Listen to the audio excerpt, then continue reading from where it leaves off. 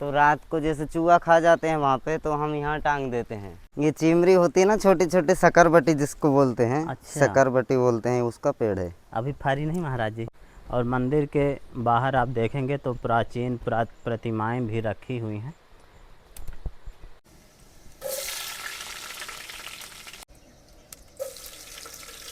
जय सीताराम दोस्तों आज पहुंचा हूं चित्रकूट से लगभग 50 किलोमीटर दूर बीहड़ जंगलों में, जहां सांसारिक सुख सुविधाओं से दूर एक बाल बैरागी संत कुटी बनाकर भजन साधना करते हैं।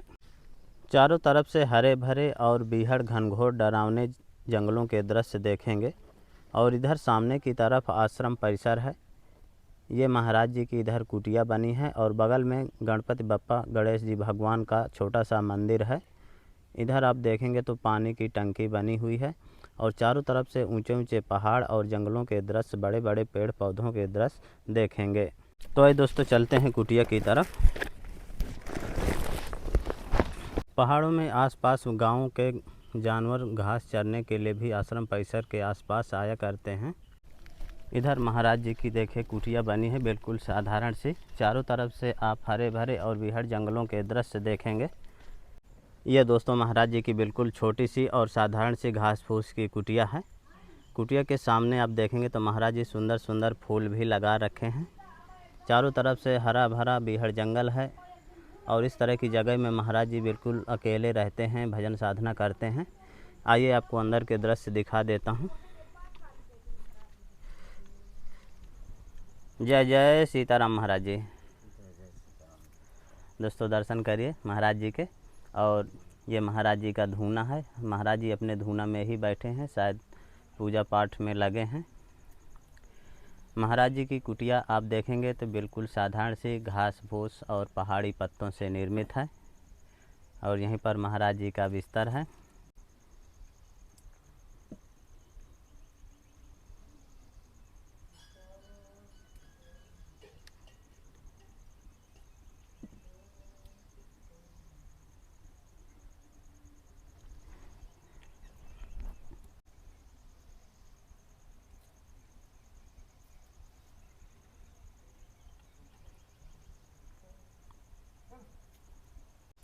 दोस्तों महाराज जी अभी हवन में लगे हैं। आपको कुटिया के चारों तरफ के दृश्य दिखा देता हूँ। जब महाराज जी खाली हो जाएंगे तो फिर आगे का सत्संग आपको सुनाऊंगा।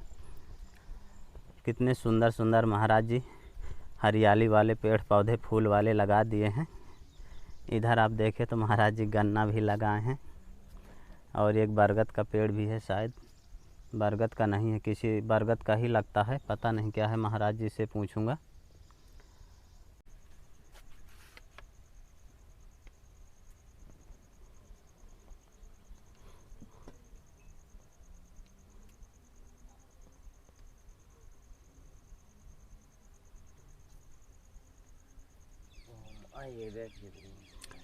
फाइनली दोस्तों महाराज जी की हवन हो गई और महाराज जी अब फुर्सत हुए हैं।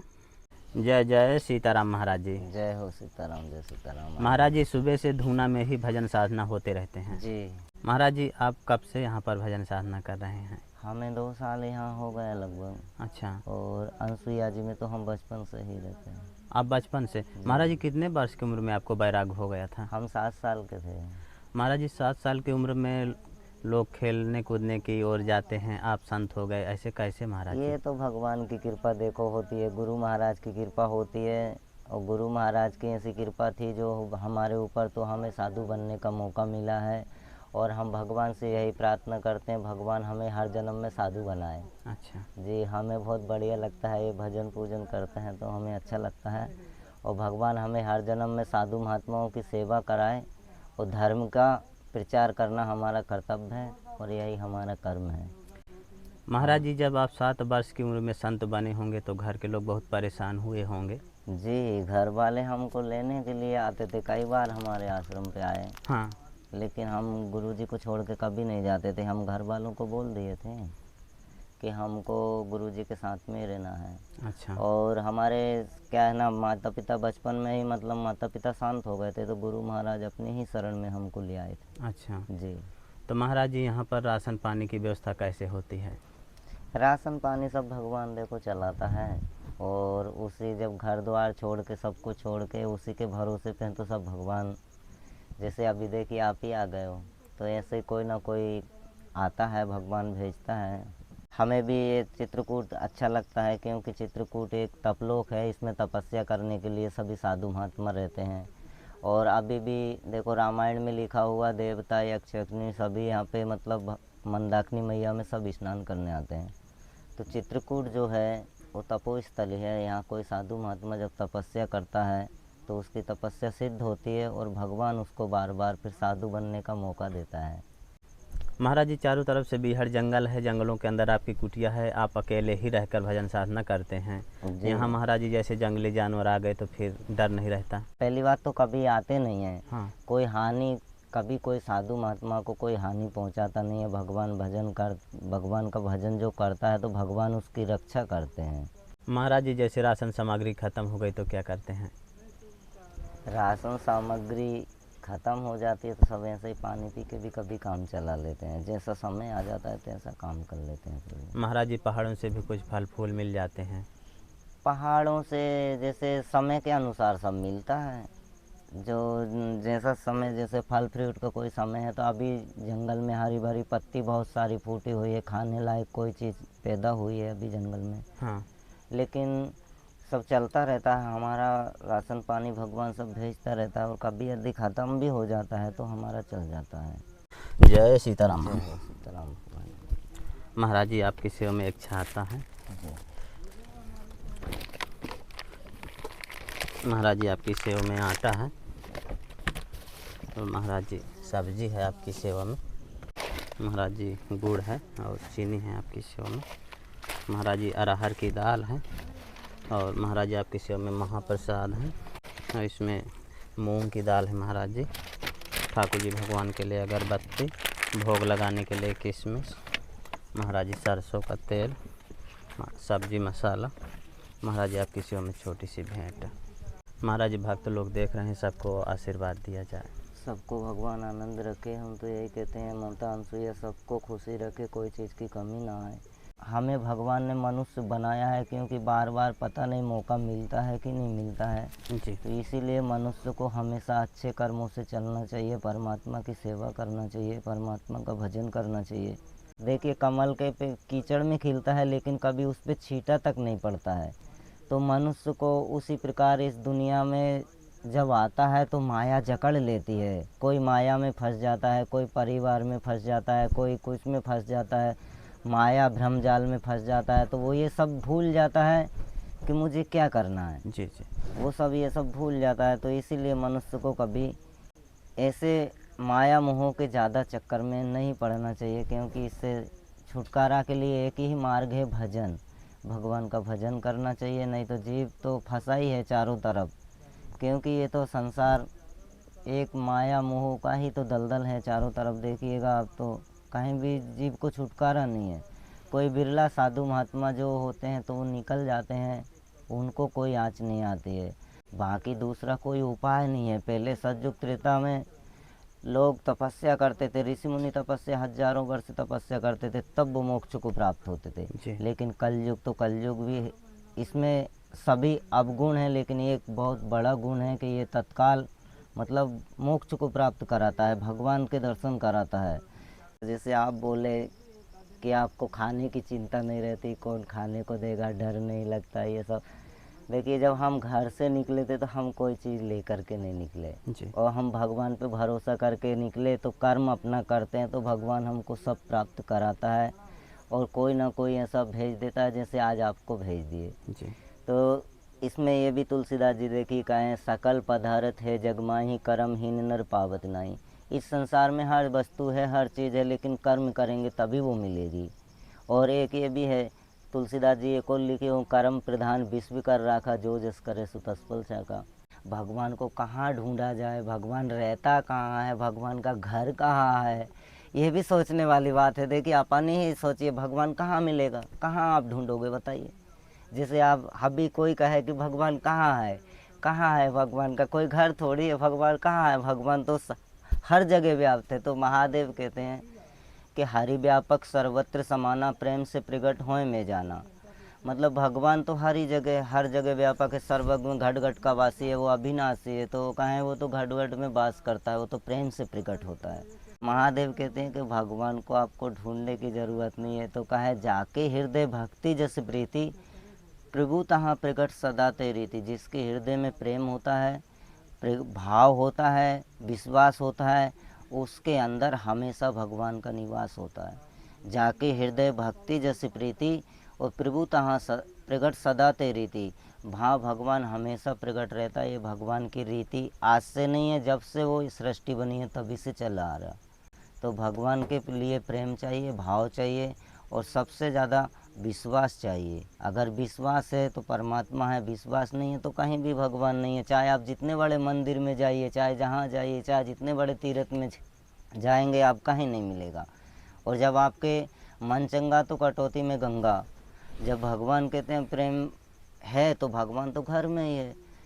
कर्म तेरे अच्छे है तो किस्मत तेरी दासी है, और मन तेरा साफ है तो घर में ही मथुरा काशी है। वो परमात्मा है, वो तो हमें सबको देने वाला। उसको क्या चीज़ की ज़रूरत है? कोई चीज़ की ज़रूरत। उसको प्रेम की ज़रूरत है, भाव की ज़रूरत है। महाराज जी इधर काहे काहे के फूल वाले पेड़ पौधे लगाए हैं? जैसे गेंदा हो गया, आपका गुलाब हो गया, हाँ। बेला हो गया, और ये चांदनी हो गया, गुड़ैल हो गया, ये सब चीज़ के पेड़ हैं। और बहुत जैसे अच्छा सजा के रखे हैं जैसे महाराज। आप देखेंगे, ये क्या बोलते हैं इसको, फल फ्रूट में, फल में आप देखेंगे ना हाँ। तो आपको अमरूद मिलेगा, कटहल मिलेगा, और ये इस अंजीर का पेड़ है ये अंजीर है महाराज जी? जी जी जी। अच्छा, मैं सोच रहा था बरगद है। नहीं, ये बरगद नहीं है, अंजीर। आप जानते हैं अंजीर बहुत फ़ायदा करता है ये। कुटिया के जस्ट बगल से आप देखेंगे तो महाराज जी अंजीर का पौधा लगाए हैं। इधर अमरूद भी लगाए हैं, गन्ना भी लगाए हैं, पपीता भी लगाए हैं और फूल वाले बहुत सारे पेड़ पौधे लगाए हैं। महाराज जी कुटिया को बढ़िया सजा के रखे हैं जी। और उधर आप देखेंगे तो आम दिखेंगे आपको, बाहर की साइड देखो कितने सारे आम लगे हैं। अच्छा। जामुन लगी है, जामुन का पेड़ है जी। हम ये कह रहे हैं, जैसे चूहा हमारे यहाँ बहुत है। अच्छा अभी महाराज। जैसे आप देख रहे होंगे चारों तरफ पे बारिश जब होती है तो अब यहाँ गांव तो है नहीं है, ना घर है, आसपास के चूहे सब यहीं आ गए। हाँ हाँ। तो हमारी साग सब्जी को काट जाते हैं। अच्छा, रात भर मतलब चट कर देते हैं, जी हाँ। खराब कर जैसे देते अब हैं। आप ला के दी हो हाँ हाँ। तो कहो शाम तक इनको एक भी बचे नहीं, कोई भी चीज़ सब खा जाएंगे, ढो ले जाते हैं। अच्छा। बहुत चूहे हैं, तो हमें कोई एक ऐसी चीज़ मिल जाती है जिसमें साग सब्जी रखने के लिए, तो जाली वाली। हाँ, चूहा ना काटे। जाली वाली अलमारी। जी। कुटिया के ठीक सामने आप खड़ेश्वर बाबा का स्थान देखेंगे। गणेश जी भगवान का स्थान है। बरगद के पेड़ के नीचे आप भोले बाबा का स्थान देखेंगे और इधर पानी की टंकी है। इधर भी महाराज जी एक बरगद का पेड़ लगा लिए हैं। आइए आपको दर्शन करा देता हूँ खड़ेश्वर बाबा, गणपति भगवान, गणेश जी भगवान के। बिल्कुल छोटा सा मंदिर बना है पेड़ के नीचे, और मंदिर के बाहर आप देखेंगे तो प्राचीन प्रतिमाएं भी रखी हुई हैं। धनुष बाण लिए हुए ये प्रतिमा है, और इधर भी एक प्रतिमा है। अब किनकी है मैं तो नहीं जानता, यदि आप जानते हो तो ज़रूर बताइएगा। ये मंदिर है, मंदिर के ठीक सामने आप धूना देखेंगे, और यहाँ पर भी धनुष बाण लिए हुए एक प्रतिमा है, और इधर लग रहा कि कोई घोड़े में बैठ के चल रहे हैं। आइए आपको अंदर के दर्शन करा देता हूँ। दर्शन करिए दोस्तों गणेश जी भगवान के, बहुत ही दिव्य और अलौकिक दर्शन। और बगल में आप अन्य देवी देवताओं की प्राचीन मूर्तियां भी देखेंगे।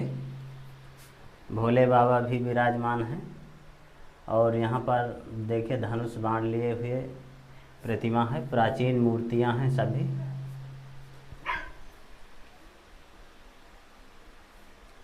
और कुछ टूटी फूटी भी हैं। मंदिर को बढ़िया सजा के रखा गया है। पूजा पाठ भजन साधना करने के बाद महाराज जी प्रसाद बनाने के लिए जा रहे हैं। महाराज जी क्या बना रहे हैं आज? आज हम आलू टमाटर की सब्ज़ी बना रहे हैं। अच्छा, और फुल्का चावल। आलू और टमाटर का साग बनाएंगे महाराज जी, और फुल्का बनाएंगे और महाप्रसाद बनाएंगे। महाराज जी गैस में ही बना लेते हैं? हाँ जी, अभी क्या है ना, लक्कड़ गीला हो जाता है। अच्छा। तो इसलिए दिक्कत आती है।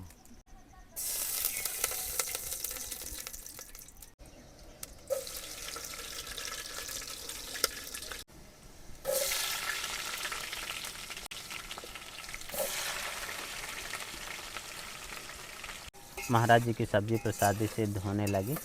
पानी की टंकी से पाइप लगा के महाराज जी देखिए यहाँ पर फिट किए हैं पत्थर में, और यहीं पर बर्तन वगैरह धुला करते हैं। अभी पानी भर रहे हैं।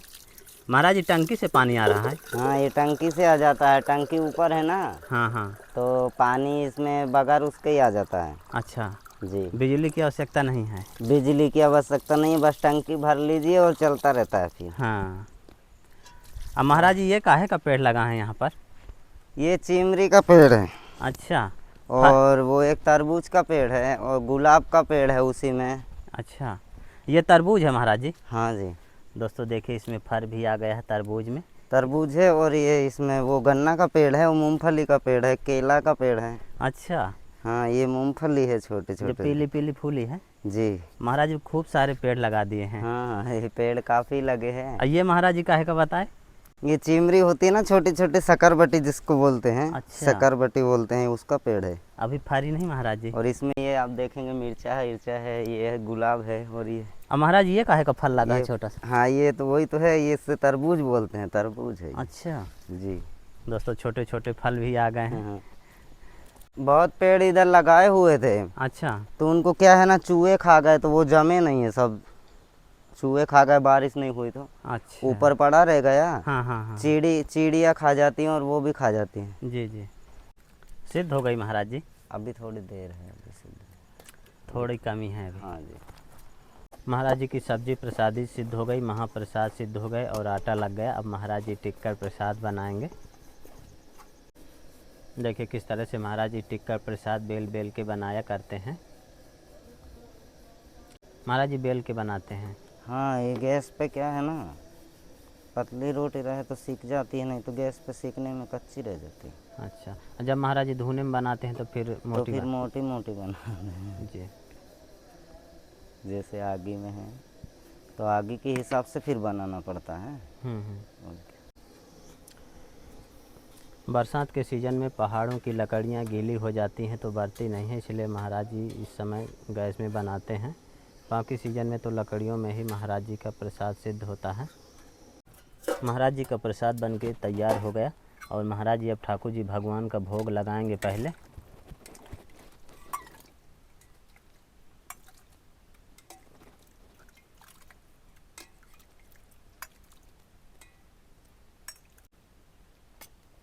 ये रहा दोस्तों महाराज जी की कुटिया का प्रसाद, सब्जी, महाप्रसाद और टिक्का।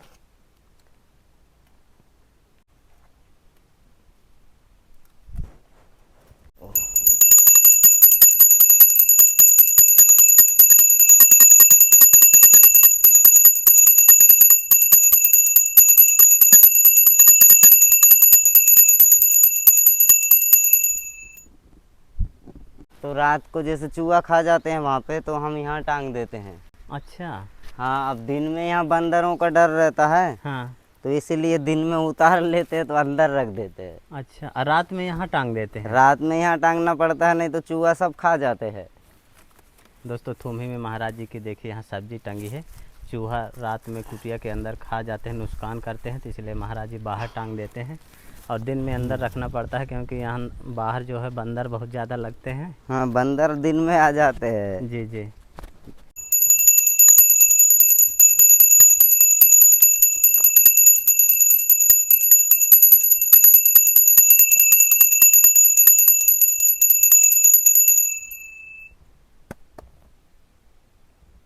फाइनली दोस्तों महाराज जी ठाकुर जी भगवान का भोग लगा दिए।